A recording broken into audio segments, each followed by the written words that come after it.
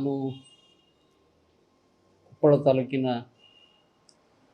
ಮುನಿರಾಬಾದ್ ವ್ಯಾಪ್ತಿಯ ಕಂಸಾಗರ ಗ್ರಾಮದ ನಿವಾಸಿ. ನಾನು ವೃತ್ತಿ ಡಾಕ್ಟರು.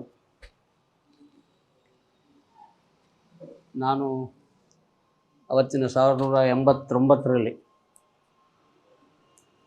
ಒಂದು ಗ್ರಾಮ ಪಂಚಾಯಿತಿ ಚುನಾವಣೆಗೆ ನಿಲ್ಲುವ ಸಂದರ್ಭ ಬಂತು.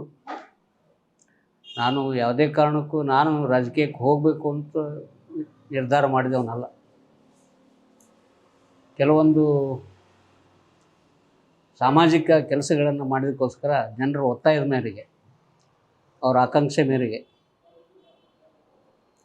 ಆವಾಗ ವ್ಯವಸಾಯ ಸೇವಾ ಸಹಕಾರ ಸಂಘ ಅಂತಿದ್ದಲ್ಲಿ ಅದರ ಅಧ್ಯಕ್ಷನನ್ನಾಗಿ ಮಾಡಿದ್ರು ನನಗೆ.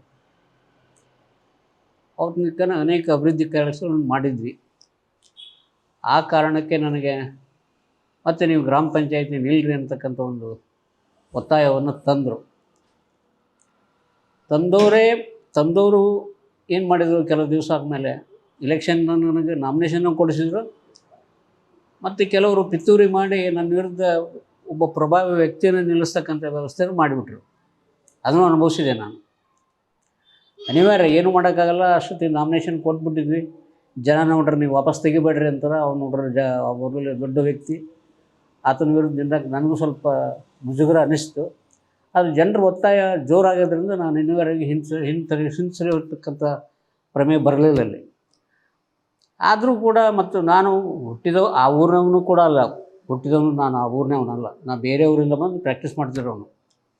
ಮತ್ತು ಜನರ ಒತ್ತಾಯಕ್ಕೆ ಅನಿವಾರ್ಯವಾಗಿ ನಿಂತ ಮೇಲೆ ಪ್ರಚಂಡ ಬಹುಮತದಿಂದ ನಾನು ಆರಿಸಿನೂ ಬಂದೆ ನಾನು. ಯಾಕಂದರೆ ಅಲ್ಲಿ ಮಾಡಿರ್ತಕ್ಕಂಥ ಕೆಲಸಗಳನ್ನು ನೋಡಿ ಜನರು ಅವತ್ತಿನ ದಿವಸ ಆ ಥರದ ಒಂದು ಸ್ವಭಾವದ ಜನ ಇದ್ದರು. ಅವಾಗ ಯಾರೇ ಚುನಾವಣೆ ನಿಂತರೂ ಕೂಡ ಒಬ್ಬರು ಟೀ ಕುಡಿದು ಮತ್ತೊಬ್ಬರು ಟೀ ಕುಡಿತಿದ್ದಿಲ್ಲ ಅವರು. ಅಂಥ ಒಂದು ಜನಗಳಿದ್ದರು ಅವತ್ತಿನ ದಿವಸ.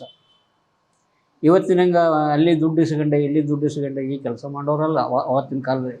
89ರಲ್ಲಿ ಸುದ್ದಿ ಹೇಳ್ತೀನಿ ನಾನು, 89, 90. ಹೀಗಾಗಿ ಇವತ್ತಿನ ವ್ಯವಸ್ಥೆಯಲ್ಲಿ ಏನಾಗಿದೆ ಅಂದರೆ ರಾಜಕೀಯ ಬರೀ ದುಡ್ಡು ಮತ್ತು ನಾನು ಹೇಳೋ ದುಡ್ಡಿನಕಿನ್ನೂ ನೀತಿವಂತರಿಲ್ಲ ಅಂತ ಅನ್ನಿಸ್ತದೆ ನನಗೆ. ನೀತಿವಂತರು ಬೇಕು ನಮಗೆ. ನೀತಿವಂತ ಇರೋದ್ರಿಂದನೇ ಇವತ್ತೇನು ನಾವು ಮಾಡ್ಲಿಕ್ಕೆ ಸಾಧ್ಯತೆ ಐತೆ. ನೀತಿವಂತರು ಇಲ್ಲ ಅಂದರೆ ಯಾವ ದುಡ್ಡು ಕೊಟ್ಟರು ಏನೂ ಮಾಡೋಕ್ಕಾಗಲ್ಲ. ಅದು ಎಲ್ಲ ಆಗಿಂದಾಗ ಕ್ಷಣಿಕವಾದಂಥದ್ದು ಅಂತ ನನಗನ್ನಿಸ್ತದೆ. ಇಂಥ ಸಂದರ್ಭದಲ್ಲಿ ದುಡ್ಡೇ ಮುಖ್ಯ ಆಗಿಬಿಟ್ಟದನ್ನ ಬೇರೆ ಏನೂ ಇಲ್ಲ ಅಂತ ನನ್ನ ಅನಿಸಿಕೆ.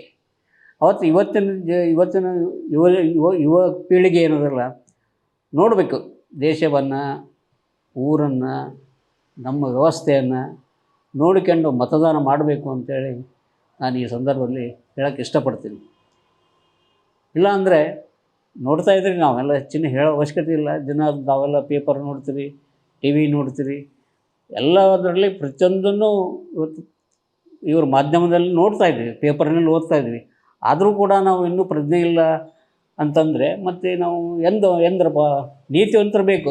ವಿದ್ಯಾವಂತರ ಪ್ರಶ್ನೆ ಬಂದಿಲ್ಲ, ನೀತಿವಂತರು ಬೇಕು. ನಮಗೆ ನೀತಿವಂತರು ಆಗಬೇಕು ನಾವು. ಅಂದಾಗ ನಾವು ಇವತ್ತಿಂದ ಏನು ನಾವಾಗಲಿ ಜಗತ್ತಾಗಲಿ ಏನು ಬೆಳೀಲಿಕ್ಕೆ ಸಾಧ್ಯತೆ ಅಂತೇಳಿ ನಾನು ಈ ಸಂದರ್ಭದಲ್ಲಿ ಹೇಳೋಕ್ಕೆ ಇಚ್ಛೆ ಪಡ್ತೇನೆ.